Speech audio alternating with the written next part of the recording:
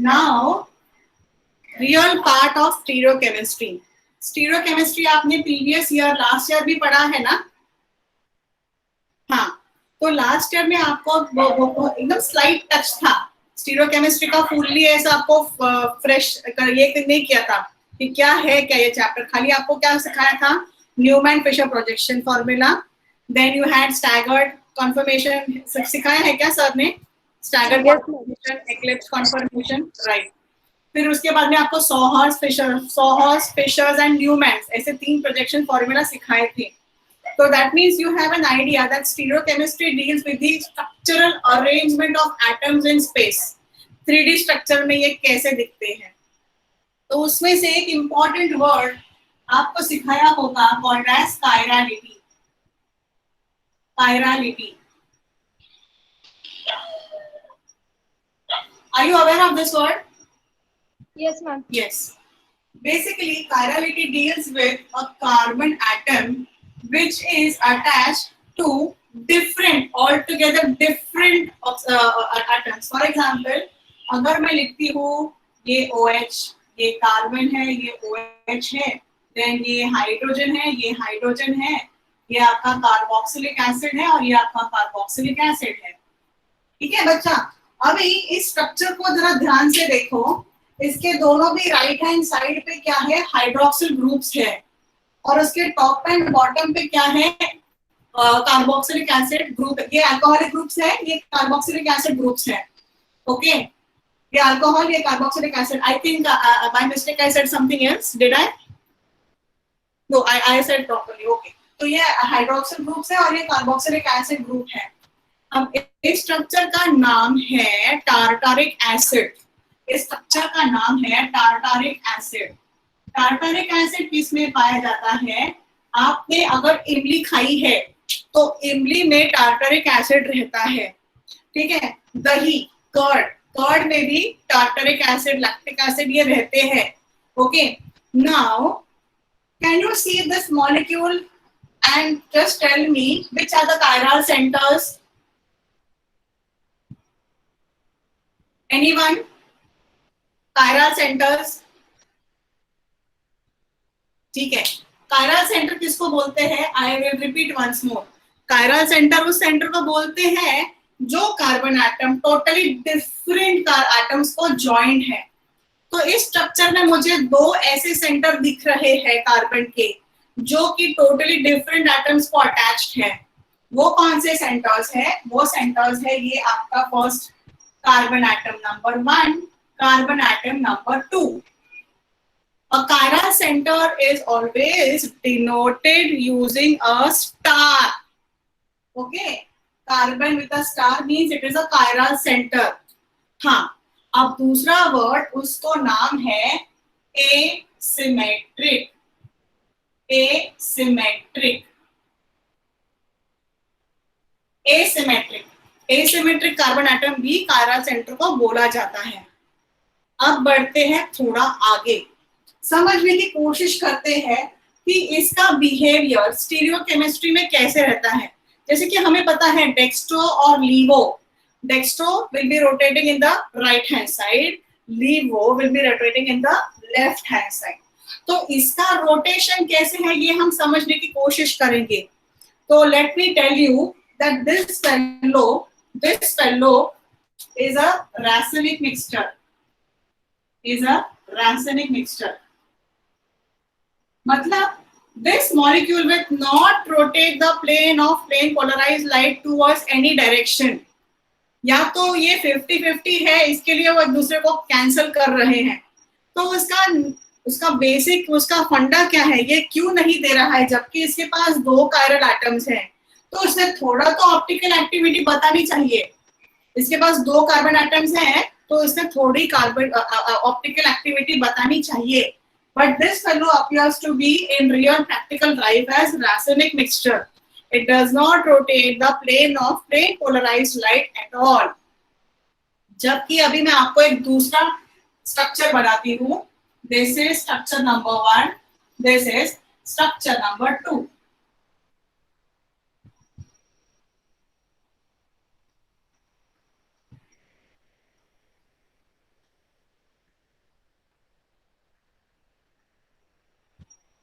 This is called as biphenyl.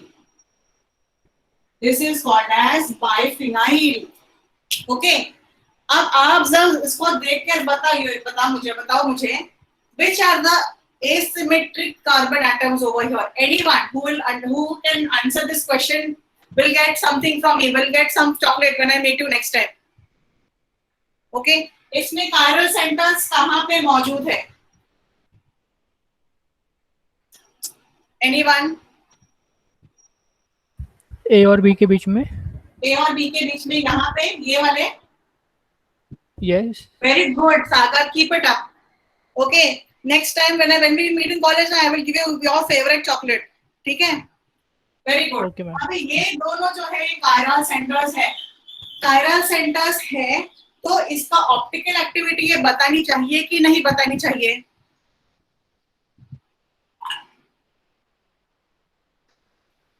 Shivangi, you are not audible. Ma'am जो बीच में इसका optical activity रहेगा कि नहीं, आप वो पूछ रहे हो ना? हाँ, yes.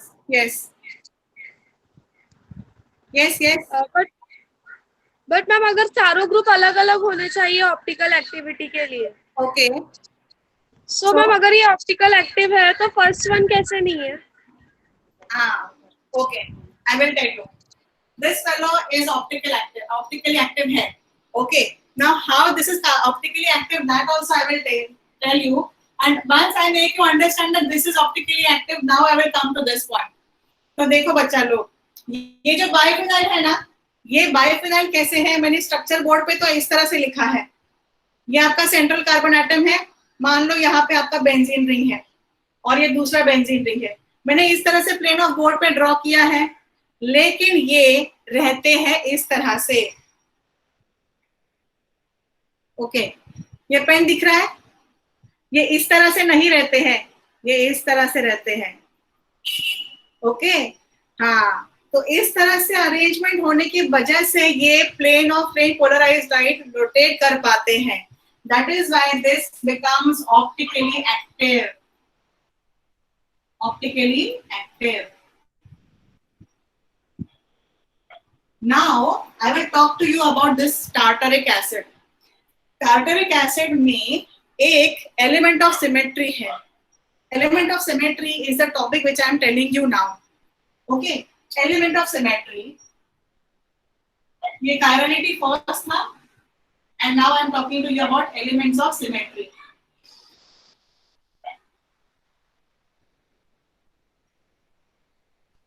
ठीक है बच्चा लोग, अभी देखो, ये मेरे दो हाथ है. Okay. If I am joining like this, they are coming together. लेकिन इसका मिरर इमेज कैसे दिखेगा? इस तरह से दिखेगा. करेक्ट है? नाउ अब ये नॉन सुपर इम्पोजेबल है या सुपर इम्पोजेबल है, ये मैं कब बताऊंगी? जब मैं इस हैंड को ऐसे के ऐसे उठा के इसके ऊपर रख रही हूं. क्या मेरा हैंड सुपर इम्पोज कर पा रहा है दूसरे को? No. That means it is non-superimposable image. यानी कि ये लोग ऑप्टिकल एक्टिविटी बताएंगे.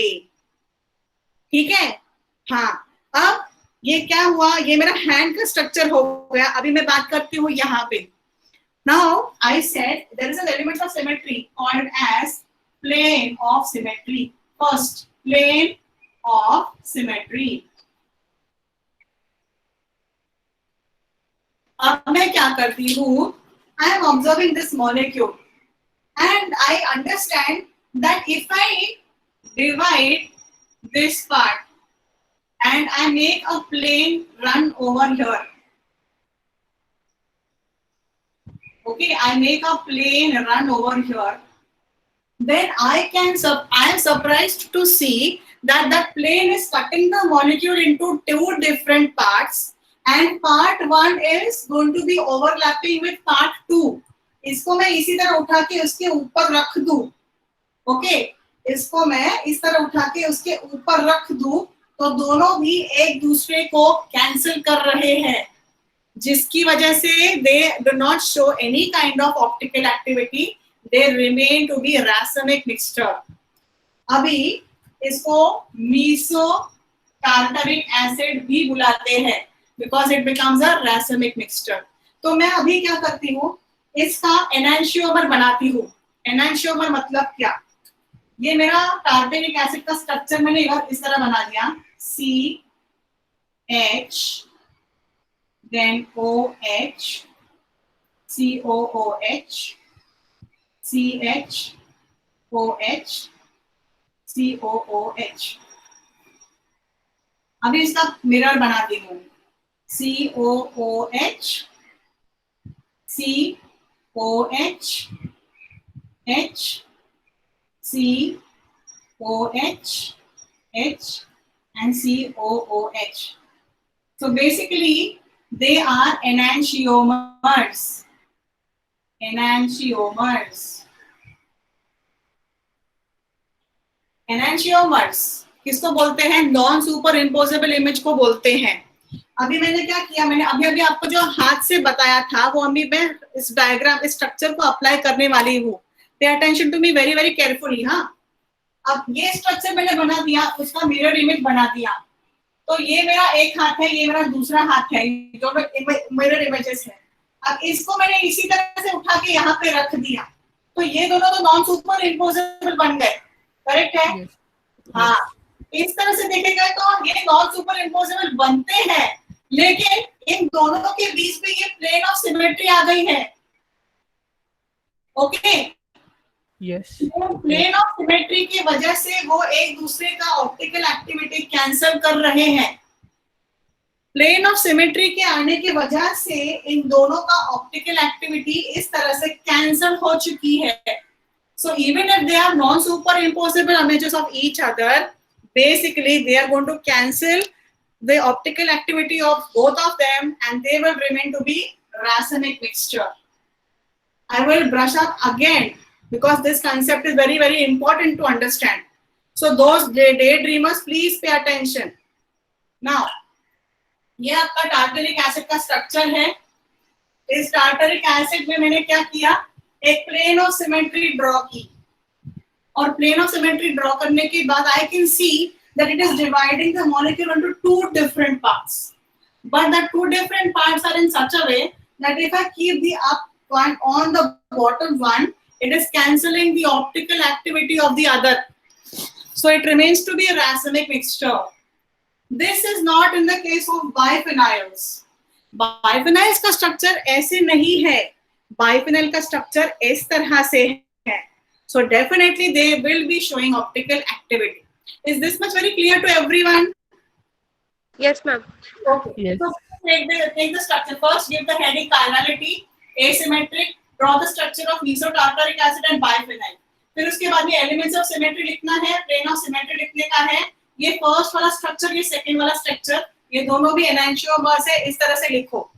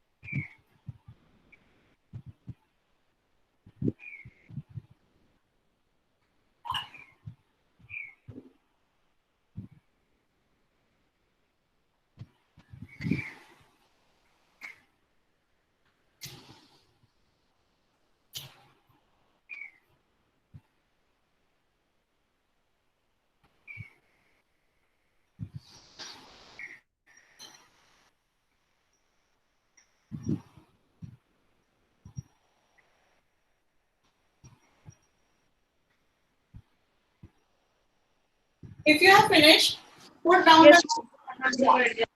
the next heading as center of inversion. Center of inversion. Can I have everyone finished? Yes, ma'am. Yes, ma'am. Okay. So center of inversion में क्या करना है ये समझ के लो पहले. सेंटर ऑफ इन्वर्जन का एक बहुत ही फैंटास्टिक एग्जांपल है, एक मॉलिक्यूल है जिसका नाम है 2,4-डाइमिथाइल 1,3-डाइकार्बोक्सिलिक एसिड. ये क्या ड्रॉ किया मैंने? Square, but this square is more like a parallelogram. Okay, तो मैंने थोड़ा टिल्ट बना दिया है. आप भी अपना स्ट्रक्चर इसी तरह से निकालोगे. तो इसके पीछे क्या आइडिया है? ये कार्बन एटम के ऊपर मिथाइल ग्रुप है, ये कार्बन एटम के ऊपर कार्बोक्सिलिक एसिड है, ये कार्बन एटम के ऊपर मिथाइल है, और ये कार्बन एटम के ऊपर एसिडिक ग्रुप है. The name is two four dimethyl cyclobutane one three dicarboxylic acid. ठीक है, तो अभी आपको देखने पे ही समझ में आया होगा कि एक मिथाइल ऊपर है और एक मिथाइल नीचे है, एक कार्बोक्सिलिक एसिड नीचे है और एक कार्बोक्सिलिक एसिड ऊपर है. अब बनाना क्या है? स्ट्रक्चर आपको हाइड्रोजन से भर देने हैं. यहाँ पे हाइड्रोजन आएगा, यहाँ पे ऊपर हाइड्रोजन आएगा, यहाँ पे ऊपर हाइड्रोजन आएगा. इसका नाम है 1. यहाँ से लिखना शुरू करेंगे. 1 2 3 4. 1 3 डाइमिथाइल, then 2,4 डाइकार्बोक्सिलिक एसिड. ठीक है, अब ध्यान दो. यहाँ पे मैं बात कर रही हूँ centre of inversion which is given by the symbol I. अब इसका स्ट्रक्चर कैसे बनाना है? इस मिथाइल ग्रुप यहां से मैं अगर नीचे जाती हूँ, if I am going to the methyl atom sitting at the bottom, and if I am running from this hydrogen atom to this hydrogen atom over here this way, if I am running this way, now I am coming from this hydrogen atom to this hydrogen atom, and I am running from this carboxylic acid to this carboxylic acid group. ठीक है, अब सबका जो centre point मुझे दिख रहा है यहाँ पे आ गया. ठीक है, इसको मैंने इस तरह से कट किया और इसको मैंने इस तरह से कट किया, तो मेरे को एक सेंटर ऑफ सिमेट्री मिल गया. सेंटर पे मिड पॉइंट मिल गया. ज्योमेट्री याद है सबको, मिड पॉइंट मिल गया. तो ये है आपका centre of inversion I. Centre of inversion I. तो this is a second plane of symmetry. First plane of symmetry, element of symmetry मैंने क्या पढ़ाई थी? फर्स्ट थी प्लेन ऑफ सिमेट्री पढ़ाई थी. अब ये सेकेंड एलिमेंट ऑफ सिमेट्री क्या है? Centre of inversion. तो इस मॉलिक्यूल का स्ट्रक्चर बनाओ, इसका नाम लिखो और इसी तरह से जोड़ो जिस तरह से मैंने इसका मिड पॉइंट निकाला. And once you complete this you can leave the lecture.